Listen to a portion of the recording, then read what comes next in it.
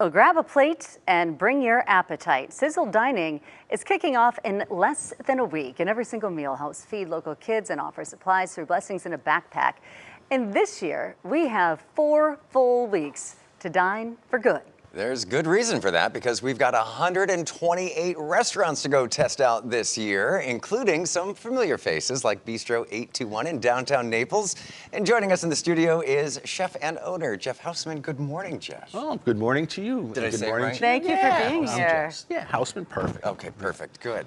Thanks for coming in this morning and showcasing what's going to be on your Yeah, menu. my pleasure. I mean, the Sizzle Dining is something we've done from the very start. I mean, we were one of the first people to sign up for Sizzle Dining when he came up with this. And, we followed it every year. And it's really a nice way to get a September going. It is. And to get some locals into the restaurant. So it's very popular amongst all of our people.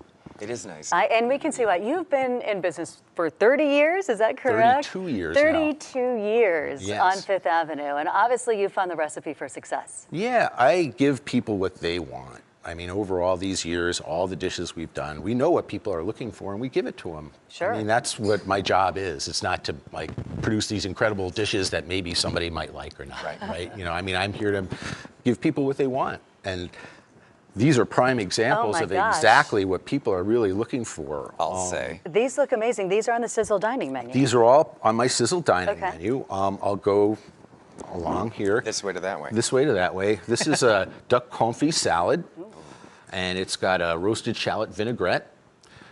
Lots of different colors, lots of different flavors, and it's really a nice way to start. It is beautiful. Look at that. Yeah. You also eat with your eyes, right? Yes. The presentation is so important, course. and that's gorgeous. And then here we have our lobster bisque. We use real lobsters to make our lobster bisque. We don't get a jar of lobster base and whip it in with some, this is the real deal. Wow. I come from Cape Cod, and there's never going to New be Englander. there's never going to be anything, less than that in my restaurant that's called a lobster bisque.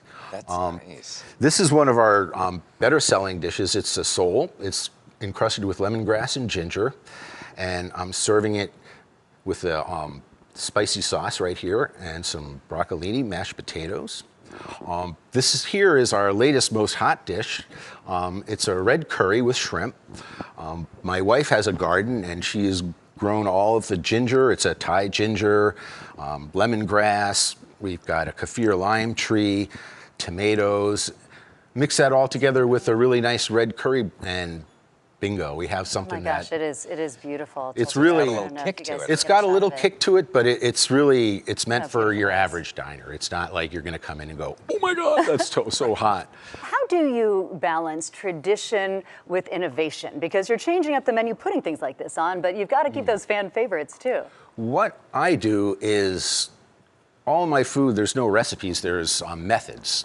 I went to school at BU, and we had Me too. a lot of great instructors. Jacques Pepin was there, Julia Child was there, and what I really learned was Just got excited. all good food is based on having good technique. If you have good technique, you can take anything and make it taste good. It's really, you got to build on what you know. Wow. So I basically took what they gave me and I put it into all the dishes that I do.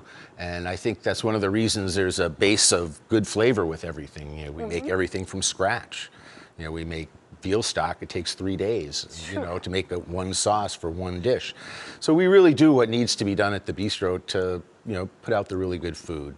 That's amazing. And I know you've been part of the community, as we mentioned, for a long, long time. Why is Blessings in a Backpack and Sizzle Dining so important to you?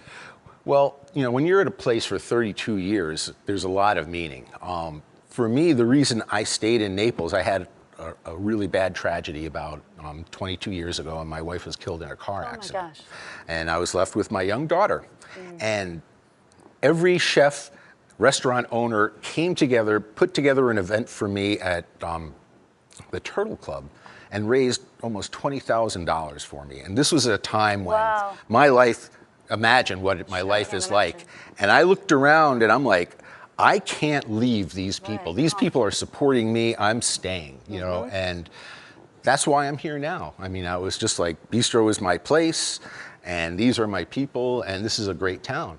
So that's kind of my story. It is an incredibly caring community. The heart that we have here along the Gulf Coast is amazing. Everybody cares. Yeah, thank you for sharing your story, and thank you for doing this. Oh, my pleasure. It's amazing, and you can check it out. Sizzle Dining right around the corner, kicks off next week, September 3rd, and runs through the 30th. Enjoy Southwest Florida's premier restaurant event. And it all, as we mentioned, supports a great cause, which is Blessings in a Backpack.